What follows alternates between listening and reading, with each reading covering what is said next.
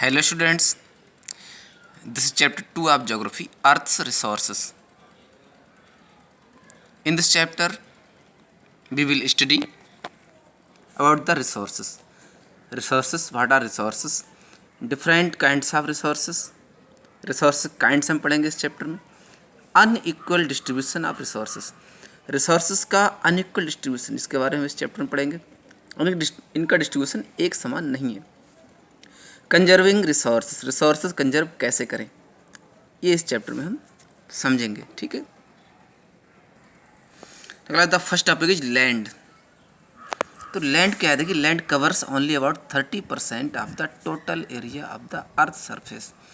Earth surface के total area का land लगभग 30% कवर करता है, यानी 30% एरिया पर ज़मीन है, भूमि है, लैंड है. ठीक. अबाउट 90% ऑफ लाइफ, तो लाइफ यानी 90% लोगों का जीवन क्या है, inhabits only about 30% of all the land available to us.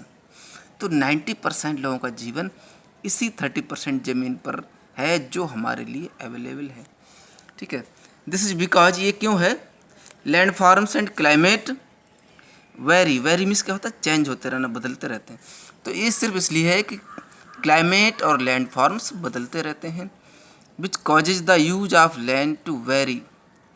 तो जिसकी वजह से क्या होता है, ज़मीन का यूज, लैंड का यूज वेरी होता है, बदलता रहता है, as well and make it usable और अनयूजेबल, और ये इसको यूजेबल या अनयूजेबल बनाता है. ठीक है. अब हम कुछ आंसर यहाँ फिल किए गए, इस पर आगे बढ़ते हैं. देखिए माउंटेन स्लोप्स, माउंटेन स्लोप का एरिया होता है वो स्पेर्सली पॉपुलेटेड है, यानी कम जनसंख्या वाला क्षेत्र होता है. स्पेर्सली मीन्स यानी कि ज़्यादा घना क्षेत्र नहीं होता, वो दूर दूर बिखरा हुआ.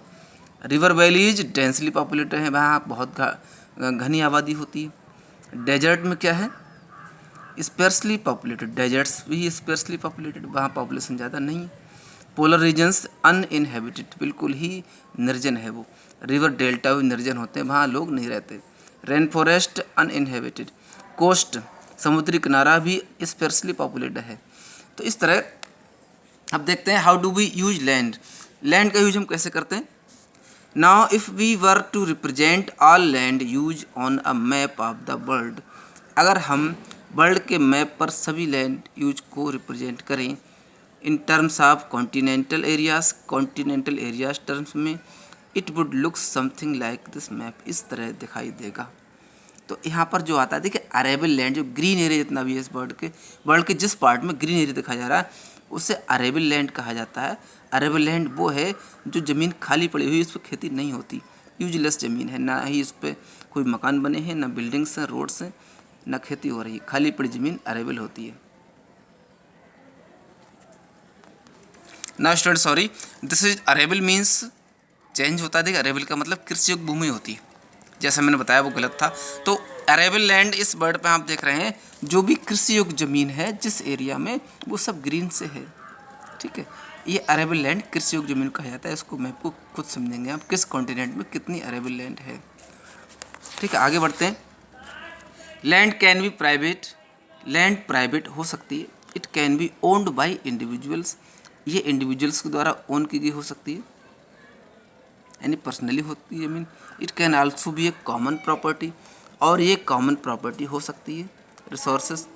और land owned and managed collectively by a community और सोसाइटी, और ज़मीन कलेक्टिवली किसी कम्युनिटी या सोसाइटी के द्वारा मैनेज की हुई हो सकती है.